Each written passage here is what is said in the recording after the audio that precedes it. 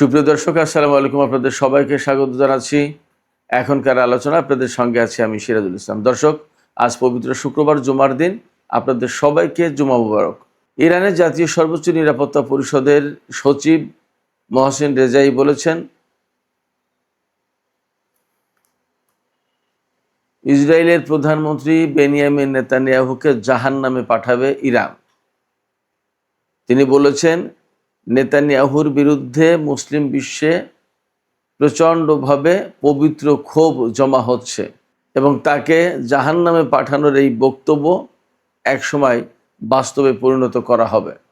একই সাথে তিনি হরমুজ প্রণালী খোলার ব্যাপারে কতগুলো শর্তের কথা জানিয়েছেন। তিনি বলেছেন, আমেরিকাকে ইসলামাবাদ সমঝোতা স্মারকে ফিরতে হবে এবং লেবানন, গাজা সহ পুরো মধ্যপ্রাচ্যের যুদ্ধ বন্ধ করতে হবে। এছাড়া ইরানের যে সমস্ত আরও শর্ত রয়েছে সেগুলো ফুলফিল করলে তবেই শুধুমাত্র হরমুজ প্রণালী খোলা হবে। এদিকে রাশিয়ার পররাষ্ট্র মন্ত্রণালয়ের মুখপাত্র মারিয়া জাখারোভা জানিয়েছেন, ইউক্রেন যদি ব্রিটিশ নির্মিত অস্ত্র ব্যবহার করতেই থাকে তাহলে ইউক্রেনে এবং এর বাইরে যে সমস্ত ব্রিটিশ সামরিক ঘাঁটি রয়েছে সেগুলোতে হামলা চালানো হতে পারে। রাশিয়ার এই হুমকির মধ্য দিয়ে ইউক্রেন এবং ইউরোপের পরিস্থিতি কিন্তু আরও অনেক বেশি উত্তপ্ত ও উদ্বেগজনক হয়ে উঠল। এদিকে আপনাদের আরেকটা গুরুত্বপূর্ণ খবর দিই,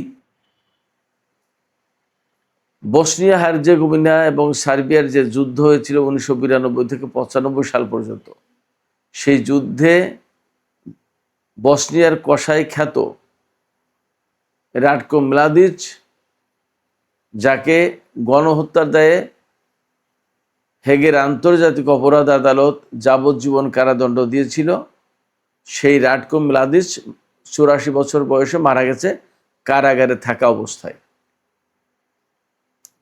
সর্বশেষ আরেকটা খবর দিয়ে আমি মূল আলোচনায় চলে যাব, সেটি হচ্ছে নেপালে যে ভয়াবহ ভূমিধস বন্যা হয়ে গেল তাতে মৃতের সংখ্যা 390 জনে পৌঁছেছে এবং এখনও নিখোঁজ 1500। তার মানে গতকালকে আমি যে খবর দিয়েছিলাম তার চেয়ে নিখোঁজের সংখ্যা আরও বেড়েছে। আশঙ্কা করা হচ্ছে সময় গেলে আরও বাড়তে পারে। দর্শক, এই ছিল এখনকার মূল খবরগুলো। চলুন এবার আমরা বিস্তারিত আলোচনা করি। অনেক গুরুত্বপূর্ণ বিষয় আছে ভেতরে। তার আগে বলি, যদি ভিডিও ভালো লাগে তাহলে শেষ পর্যন্ত সঙ্গে থাকবেন, আর লাইক, কমেন্ট, শেয়ার করবেন এবং চ্যানেলটি সাবস্ক্রাইব করে সাথেই থাকবেন প্লিজ। ইউরোপে মোতায়েন মার্কিন সামরিক বাহিনী নেটো জোটের আওতায় বা যেভাবে হোক ইউরোপে মার্কিন সামরিক বাহিনী মোতায়েন আছে, এটা আপনারা সবাই জানেন। মূলত ইউরোপে নেটো সামরিক জোটের আওতায় মার্কিন সেনারা বিভিন্ন দেশে দেশে মোতায়েন আছে। অ্যাকচুয়ালি নেটো জোটকে তো আসলে আমেরিকার সামরিক বাহিনী বলা হয়। আমেরিকা এই নেটো জোটের আওতায় ইউরোপের সব দেশেই প্রায় তাদের সামরিক বাহিনী এবং তাদের সামরিক সরঞ্জাম, অস্ত্রপাতি এগুলো সব মোতায়েন করে রেখেছে। এই যে ইউরোপে মোতায়েন যে মার্কিন সেনা, তাদের কাছে পেট্রিয়ট ক্ষেপণাস্ত্রের সংখ্যা এত পরিমাণে কমে গেছে যে এখন যদি রাশিয়া ইউরোপের দেশগুলোতে হামলা চালায় তাহলে রাশিয়াকে মোকাবেলা করা বা রাশিয়ার বিমান হামলা বা ক্ষেপণাস্ত্র হামলা ঠেকানোর জন্য যে রকমের পেট্রিয়ট ক্ষেপণাস্ত্র প্রতিরক্ষা ব্যবস্থা দরকার তা নেই। তাদের হাতে পেট্রিয়ট ক্ষেপণাস্ত্র পর্যাপ্ত পরিমাণে নেই, মানে রাশিয়াকে মোকাবেলা করা সম্ভব হবে না। এই যে মার্কিন বাহিনীর হাতে পেট্রিয়ট ক্ষেপণাস্ত্র কমে গেল, এর কারণ কি? ওই খবরেই পরিষ্কার করা হয়েছে যে ইরানের সাথে যুদ্ধ করতে গিয়ে এই অবস্থা হয়েছে, অর্থাৎ ইউরোপ খালি, পেট্রিয়ট ক্ষেপণাস্ত্র এখন নেই। তার মানে ইউরোপ থেকেও পেট্রিয়ট ক্ষেপণাস্ত্র নিয়ে ইরানের বিরুদ্ধে যুদ্ধ করতে হয়েছে। শুধু ইউরোপ না, এশিয়ায় যে সমস্ত দেশের দায়িত্ব মোটামুটি পালন করত আমেরিকা, সেই সমস্ত দেশেও এই পেট্রিয়ট বা থার্ড এই সমস্ত সিস্টেম কিন্তু নেই। অনেক জায়গা থেকে নিয়ে চলে এসেছে, বিশেষ করে দক্ষিণ কোরিয়া এবং জাপান। এই সমস্ত দেশ এখন কিন্তু অনেকটা অরক্ষিত। চীন বা উত্তর কোরিয়া যদি দক্ষিণ কোরিয়া এবং জাপানের বিরুদ্ধে এই মুহূর্তে হামলা চালায় বা সামরিক অভিযান শুরু করে, তাহলে তাদের ঠেকানো, তাদেরকে রক্ষা করা কিন্তু কঠিন হবে। অবস্থাটা এরকম। একইভাবে ইউরোপে একই পরিস্থিতি তৈরি হয়েছে।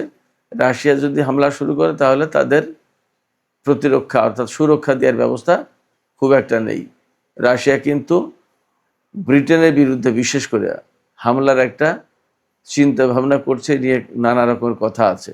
এবং সিআইএর প্রধান সম্প্রতি রাশিয়া সফর করেছেন, সেখানে বলা হচ্ছিল সম্ভাব্য যে কয়েকটা কারণ, তার ভিতরে একটা কারণ যে রাশিয়া ইউরোপের কিছু দেশে নেটোভুক্ত জোটে হামলা চালাতে পারে। আবার আর একটা প্রসঙ্গ তো ছিল ইরানের ব্যাপার। কিন্তু ইউরোপ নিয়ে যখন এখন আলোচনা হচ্ছে, সেক্ষেত্রে ইউরোপ নিয়ে সত্যিই হামলার আশঙ্কা আছে, ইউরোপ নিয়ে শঙ্কা আছে। এবং রাশিয়ার পররাষ্ট্র মন্ত্রণালয়ের মুখপাত্র মারিয়া জাখারোভা তিনি কিন্তু পরিষ্কার করে বলেছেন যে ব্রিটিশ সামরিক ঘাঁটি হামলার লক্ষ্যবস্তু হতে পারে রাশিয়ার সেনাদের, যদি কিনা ইউক্রেন ব্রিটিশ অস্ত্র ব্যবহার করতেই থাকে রাশিয়ার বিরুদ্ধে। এদিকে ইরানের সর্বোচ্চ জাতীয় নিরাপত্তা পরিষদের সচিব মেজর জেনারেল মহসিন রেজাই তিনি কিন্তু খুব কড়া বক্তব্য দিয়েছেন। লেবাননের আল মানা টেলিভিশনকে দেওয়া সাক্ষাৎকারে তিনি বলেছেন নেতানিয়াহুকে জাহান্নামে পাঠাবে ইরান। মহসিন রেজাই বলছেন যে নেতানিয়াহু যে সমস্ত ভুল করেছে তার কারণেই ইসরায়েল অর্থাৎ ইহুদিবাদী শাসন ব্যবস্থার অবসানের দ্বার প্রান্তে পৌঁছেছে খুব সন্নিকটে, এবং নেতানিয়াহুর ভুলের কারণে এগুলো হতে যাচ্ছে, এটা প্রমাণ হবে। এই সাক্ষাৎকারে তিনি লেবানন এবং বৈরুতে হামলার ব্যাপারে, ইসরায়েলি হামলার ব্যাপারে একদম সুস্পষ্ট করে বলেছেন দক্ষিণ লেবানন এবং বৈরুতে ইসরায়েলি বাহিনী যা করছে তা খুব ঘনিষ্ঠভাবে পর্যবেক্ষণ করছে ইরান। বৈরুত এবং দক্ষিণ লেবাননের ঘটনাবলী যা যা ঘটছে, ইসরায়েল যা যা করছে, তার সমস্ত সবকিছু ইরানের জন্য অত্যন্ত সেন্সিটিভ বলে মহসিন রেজাই উল্লেখ করেন। তিনি বলেন যে দক্ষিণ লেবানন এবং বৈরুত হচ্ছে ইরানের কাছে রেড লাইন। এই জায়গায় ইসরায়েলের প্রবেশের কোনো অধিকার নেই। একই সাথে তিনি আরও বলেছেন যে গাজা, লেবানন, সিরিয়া এর প্রত্যেকটা জায়গায় যুদ্ধ বন্ধ হতে হবে, তবেই হরমুজ প্রণালী খোলা হবে। আর এর ব্যাখ্যা হিসেবে তিনি বলেছেন এই যে গাজা, লেবানন, তারপরে সিরিয়া প্রত্যেকটা জায়গায় হামলা বন্ধ হওয়ার দরকার এই কারণে যে পুরো মধ্যপ্রাচ্যটা একটা চেইনের মতো, একটার সাথে একটা আটকে আছে। শিকলের একটা অংশের সাথে আর একটা অংশ কিন্তু আটকানো থাকে, তবেই শিকল হয়। তো মধ্যপ্রাচ্য এরকম গাজা, লেবানন, সিরিয়া, ইরাক সমস্ত সব কিছু চেইনের মতো আটকানো, একটার সাথে আর একটার সম্পর্ক রয়েছে, ইন্টার কানেক্টেড। সেই জন্য হরমুজ প্রণালী যদি খুলতে হয় তাহলে সবগুলো জায়গায় যুদ্ধ বন্ধ হতে হবে, হামলা বন্ধ হতে হবে। তা যদি না হয় তো ইরান হরমুজ খুলবে না।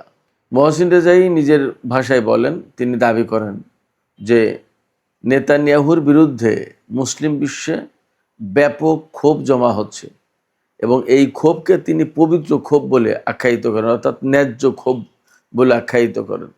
এটার কারণ হতে পারে ইরানের সর্বোচ্চ নেতা থেকে শুরু করে ইরানের বিরুদ্ধে যে যুদ্ধ করেছে গাজায়, লেবাননে, সিরিয়ায়, বিভিন্ন জায়গায়, তাতে প্রচুর সংখ্যক মুসলমান মারা গেছে। এই যে মুসলমান মারা গেল, এই বিষয়টা মুসলিম বিশ্বে ক্ষোভের জন্ম দিয়েছে এবং মুসলিম বিশ্বের লোকজন নেতানিয়াহুর ধ্বংস কামনা করে, এই কথা তিনি বলতে চেয়েছেন। আর হরমুজ প্রণালী সম্পর্কে মূলত বৈঠক হয়েছে কাতারের প্রধানমন্ত্রী ও পররাষ্ট্রমন্ত্রী শেখ আব্দুর রহমান বিন আল সানির সাথে। আব্দুর রহমান নিজেই প্রধানমন্ত্রী এবং পররাষ্ট্রমন্ত্রী। তিনি জানতে চেয়েছেন আসলে হরমুজ প্রণালী কি কি শর্তের ভিত্তিতে খুলবে ইরান, অর্থাৎ কোন কোন শর্ত পূরণ হলে ইরান হরমুজ প্রণালী খুলে দেবে। তখন ইরানের পক্ষ থেকে মহসিন রেজাই জানিয়েছেন একদম সুস্পষ্ট করে যে গাজায় যুদ্ধ বন্ধ হতে হবে, লেবাননে, সিরিয়ায় প্রত্যেকটা জায়গায় ইসরায়েলি হামলা বন্ধ হতে হবে। 1, 2 হচ্ছে ইরানের উপর থেকে নিষেধাজ্ঞা প্রত্যাহার করতে হবে, তারপরে নৌ ব্লকেট তুলে নিতে হবে হরমুজ প্রণালী থেকে, এরপরে ইরানের যে সমস্ত বিদেশে সম্পদ আটক রাখা হয়েছে সেগুলো ছেড়ে দিতে হবে, ইরানের উপরে নিষেধাজ্ঞা দেওয়া যাবে না, এরকম নানান রকমের কথা আছে। এবং সবশেষে একদম মুদ্রা কথা, অ্যাট এ গ্লান্স তিনি বলেছেন যে ইসলামাবাদ সমঝোতা স্মারক যেটা সই হয়েছে তাতে আমেরিকাকে ফিরে আসতে হবে, তবেই ইরান হরমুজ প্রণালী খুলে দেবে। মহসিন রেজাই আরও বলেছেন যে ভবিষ্যতে যদি আমেরিকা ইরানের উপর হামলা চালায় এবং নতুন করে যুদ্ধ শুরু হয় বা ইসরায়েল, তাহলে ইরান নজিরবিহীন শক্তি দিয়ে হামলা চালাবে, অর্থাৎ এবারের হামলা হবে অতীতের সমস্ত হামলার চেয়ে আলাদা রকমের শক্তিশালী, এবং যাতে আমেরিকা আর ইসরায়েল মারাত্মক রকমের ক্ষতির মুখে পড়বে। মহসিন রেজাই তিনি যেহেতু ইরানের জাতীয় সর্বোচ্চ নিরাপত্তা পরিষদের সচিব, তিনি খুবই গুরুত্বপূর্ণ ব্যক্তি। ইরানের নিরাপত্তা দেখার মূল দায়িত্ব এখন তার উপরে আনুষ্ঠানিকভাবে। মহসিন রেজাই তিনি আরও বলেছেন যে এখন কূটনৈতিক যে সমস্ত উদ্যোগ নেওয়া হচ্ছে বা যে নীতি গ্রহণ করা হচ্ছে তার মূল থিম হবে ইরান শর্ত আরোপ করবে, শর্ত নির্ধারণ করে দেবে, আমেরিকাকে সেই সমস্ত শর্ত ফুলফিল করতে হবে। এখানে চমৎকার একটা বিষয় ব্যাখ্যা করার প্রয়োজন আছে। খেয়াল করুন, একসময় কিন্তু আমেরিকা এবং অন্যরা ইরানের জন্য শর্ত নির্ধারণ করতো যে এই শর্ত পূরণ করতে হবে। এখন জাস্ট ঘটনা উল্টে গেছে। এখন ইরান বলছে যে আমরা এই শর্ত দিচ্ছি, এইগুলো পূরণ করলে তবেই হরমুজ খোলা হবে বা এটা করা হবে বা সেটা করা হবে, অর্থাৎ ইরান এখন শর্ত নির্ধারণ করে দিচ্ছে। এই জায়গা থেকে মোটামুটিভাবে বলা যায় যে ব্যালেন্স অফ পাওয়ার, যেটা ক্ষমতার ভারসাম্য যেটা, এটা কিন্তু অনেকটাই ইরানের দিকে ঝুঁকে গেছে এবং এভাবেই ঝুঁকতে ঝুঁকতে আরও সামনে এগিয়ে যাবে এবং বিরাট একটা পরিবর্তন ঘটে যাবে বিশ্বে, এবং সেটাই হচ্ছে এককেন্দ্রিক বিশ্ব ব্যবস্থা থেকে বহুকেন্দ্রিক বিশ্ব ব্যবস্থার দিকে যাবে বিশ্ব, এবং আমেরিকার সক্ষমতা বা ক্ষমতার ভরকেন্দ্র অনেকটা দুর্বল হয়ে যাবে। তারা পৃথিবীতে আগে যেমন মুখ্য ছিল এখন তেমন গৌণ হয়ে যাবে। এখানে আমি আর একটা চমৎকার বিষয় আপনাদের সামনে তুলে ধরতে চাই। মার্কিন প্রেসিডেন্ট ডোনাল্ড ট্রাম্প তিনি বলেছেন হরমুজ খোলা আছে, মিলিয়ন মিলিয়ন ব্যারেল তেল যাচ্ছে এবং আমরা হরমুজ প্রণালী পরিষ্কার করে ফেলেছি, মাইন পরিষ্কার করে ফেলেছি। পৃথিবীর সবচেয়ে শ্রেষ্ঠ মাইন সুইপার আমাদের হাতে আছে, আমরা এই মাইন সুইপার দিয়ে হরমুজ প্রণালী পরিষ্কার করে ফেলেছি। এখন আমার এই জায়গায় প্রশ্ন হচ্ছে যে যদি ডোনাল্ড ট্রাম্পের বক্তব্য সত্যি হয়, হরমুজ প্রণালী যদি খোলা থাকে, মিলিয়ন বিলিয়ন ব্যারেল যদি তেল প্রতিদিন পার হয় হরমুজ দিয়ে, আর হরমুজ যদি মাইন পরিষ্কার করা হয়, তাহলে সেই হরমুজ প্রণালী খুলে দেওয়ার জন্য ইরানের কাছে অনুনয় বিনয় অনুরোধ করা হচ্ছে কেন? কি খুলবে ইরান? খোলাই তো আছে, তাহলে কেন খুলবে? তাহলে তো খোলার প্রয়োজন নেই, ও তো খোলা। ডোনাল্ড ট্রাম্প কেন তাহলে বিভিন্ন মধ্যস্থতাকারীকে পাঠাচ্ছে ইরানের কাছে যে ভাই হরমুজ প্রণালীটা খুলে দিতে বলো? যদি খোলাই থাকে তাহলে তো আর কোনো সমস্যা নেই। শুধু তাই না, ডোনাল্ড ট্রাম্পেও দাবি করেছেন হরমুজ প্রণালী পুরোপুরি আমেরিকার কন্ট্রোলে এবং ব্লকের সেখানে খুব স্ট্রংলি আছে, এবং হরমুজ প্রণালীর প্রত্যেকটা ইঞ্চি তাদের নজরে, তাদের নিয়ন্ত্রণে। তো তাদের নিয়ন্ত্রণে যদি থাকে হরমুজ প্রণালী, তাহলে ইরানের খোলার প্রশ্ন আসছে কেন? ইরান কি খুলে দেবে? হরমুজ তো খোলাই। এই যে ডোনাল্ড ট্রাম্পের বক্তব্য এবং দাবি, এগুলো কতটুকু সত্য, কতটুকু মিথ্যা, কতটুকু বাস্তব আর কতটুকু অবাস্তব, আপনারাই বলুন, আমি আর কি বলবো। দর্শক, এই প্রসঙ্গেই ইউক্রেনের বিষয়টা তো আমি বলেছি খানিকটা। মারিয়া জাকারোভা বা রাশিয়ার পক্ষ থেকে কোন ধরনের বার্তা দেওয়া হচ্ছে বিশেষ করে ইউরোপের দেশগুলোকে। এখন ইউরোপের দেশগুলো রাশিয়ার বার্তা গ্রহণ করবে কি করবে না সেই সিদ্ধান্ত তাদের। যদি তারা গ্রহণ না করে তাহলে যুদ্ধের মাত্রা ভিন্ন রকম হবে এবং বিশ্ব পরিস্থিতি মনে হয় বদলে যাবে। আর একটা গুরুত্বপূর্ণ খবর আমি আপনাদেরকে জানিয়ে শেষ করতে চাই, সেটা হচ্ছে বসনিয়ার কসাই খ্যাত রাটকো মলাদিচ 84 বছর বয়সে হেগের আন্তর্জাতিক আদালতের পক্ষ থেকে দেয়া যে রায় ছিল, সেই রায় অর্থাৎ সাজা খাটতে খাটতেই কারাগারেই মারা গেছে। তার বয়স 84 বছর হয়েছিল, আমি আগেই বলেছি। এই রাটকো মলাদিচ বসনিয়া হার্জেগোভিনায় ভয়াবহ গণহত্যা চালিয়েছিল। শুধু সেব্রেনিসাতেই 8000 মানুষকে হত্যা করেছিল। এই মানুষগুলো ছিল সব পুরুষ এবং কিশোর বালক, অর্থাৎ পুরুষদেরকে, ছেলেদেরকে এবং প্রাপ্তবয়স্ক পুরুষদেরকে হত্যা করেছিল, যাতে ভবিষ্যৎ প্রজন্ম গড়ে না উঠতে পারে, বসনিয়ায় মুসলিম না থাকতে পারে ইউরোপের বুকে। তাদের টার্গেট ছিল এটা। এই রাটকো মলাদিচ ছিল বসনিয়ান সার্ব নেতা, অর্থাৎ সার্ব একটা উপজাতি। এই সার্বদের নেতা এবং সেনাবাহিনীর লোক ছিল এবং সে ভয়ঙ্কর এক রক্তপিপাসু জেনারেল ছিল। সেব্রেনিসায় যে ভয়ঙ্কর গণহত্যা, সেই গণহত্যার ইতিহাসে মারাত্মক কলঙ্কজনক অধ্যায় হয়ে আছে। 1992 থেকে 95 সাল পর্যন্ত বসনিয়ার উপরে সার্বিয়া এবং ইউগোস্লাভিয়া এরা যুদ্ধ চাপিয়ে দিয়েছিল।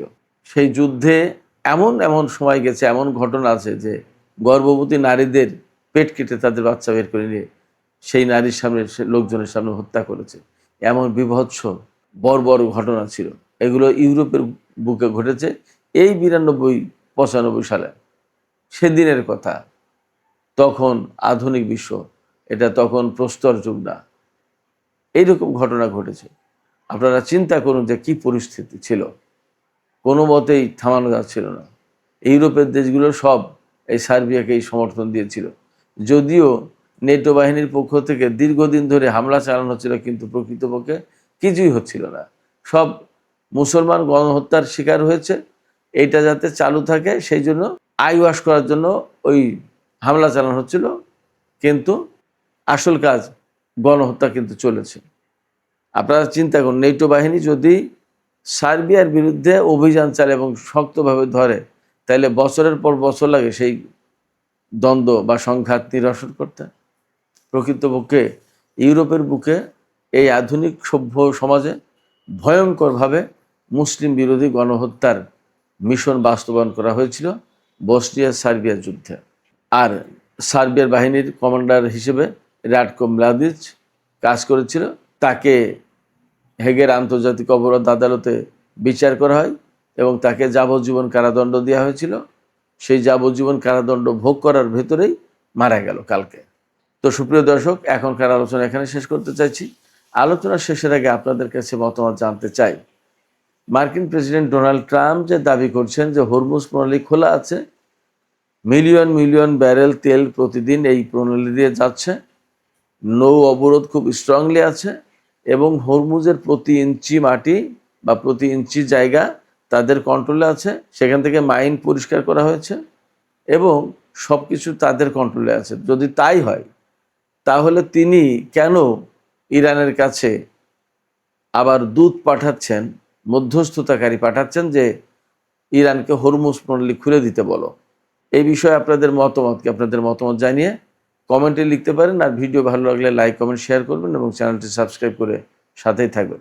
দর্শক, এখনকার আলোচনা এখানে শেষ করতে চাইছি। আপনারা সবাই অনেক অনেক ভালো থাকুন। আল্লাহ হাফেজ।